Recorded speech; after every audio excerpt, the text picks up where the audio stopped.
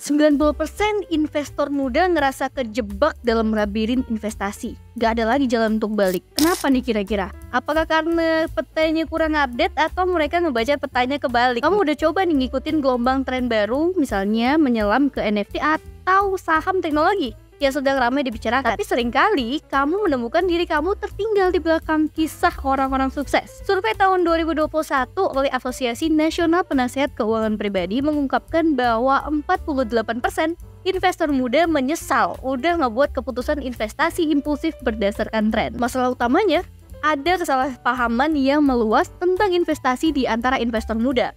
Banyak yang kejebak dalam investasi tren tanpa fondasi atau strategi yang solid, mengabaikan yang namanya aspek-aspek kritis seperti sejarah pasar, diversifikasi portofolio, dan penilaian resiko.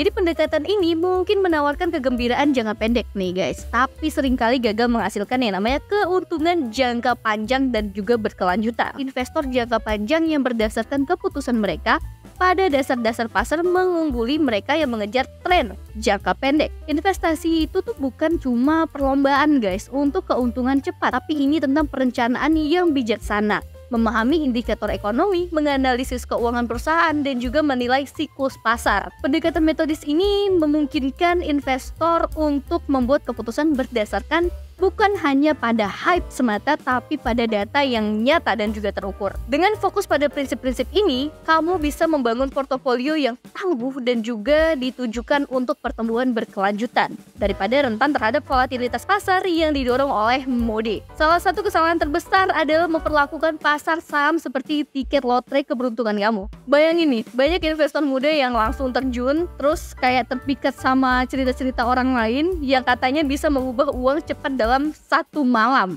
dan bisa jadi kaya gitu mendadak, tapi seringkali melewatkan bagian yang tidak begitu terekspos mungkin ya, yaitu melakukan pekerjaan rumah dan merencanakan untuk jangka panjang gitu loh. Ini tuh kayak memutuskan kamu mau lari maraton karena kamu melihat orang-orang bisa dapat medali yang mengkilap, tapi lupa kalau kamu kehabisan nafas nih waktu berlari mengejar yang lain gitu loh. Jadi pasar itu menuntut rasa hormat, bukan hanya swipe kanan, swipe kiri, kebalik deh, swipe kanan, swipe kiri gitu loh. Tanpa penelitian yang tepat dan juga strategi, terjun ke investasi itu kayak kamu coba buat kue, kayak ngebuang aja semua bahan-bahan yang ada dalam satu mangkok itu tuh. Tapi kamu berharap punya hasil yang terbaik, oh nggak bisa dong. Mendiversifikasi portofolio kamu bukan hanya jargon industri, ini adalah batu penjuru strategis investasi.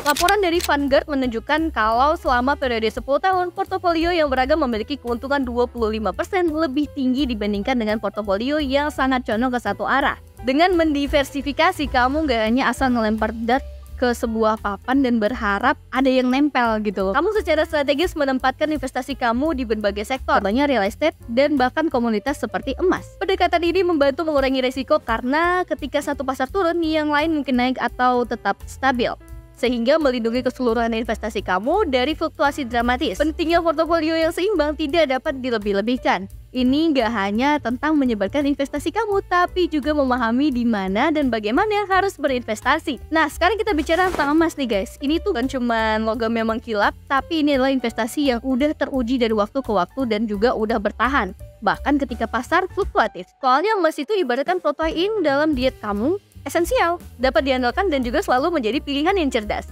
Dalam waktu ketidakpastian ekonomi, sementara investasi lain mungkin goyah nih, emas itu tetap tangguh dan membuktikan nilainya. Sekarang giliran kamu, jangan biarkan investasi kamu jadi korban kesalahan umum. Gunakan platform terpercaya seperti Wallet untuk investasi emas digital kamu. Ingat, investasi yang cerdas adalah investasi untuk masa depan. Lalu sekarang juga dan verifikasi diri kamu sekarang juga. Sebelum kita akhiri video ini, ingat nih bahwa setiap investasi adalah perjalanan dan tidak pernah terlambat untuk memulai. Aku punya satu hal yang tepat untuk kamu. Ini dia, kamu bisa lihat video ini adalah solusi buat kamu yang merasa kalau kamu terlambat investasi. Cukup klik aja dan percaya deh, kamu gak bakal mau ketinggalan video yang satu ini.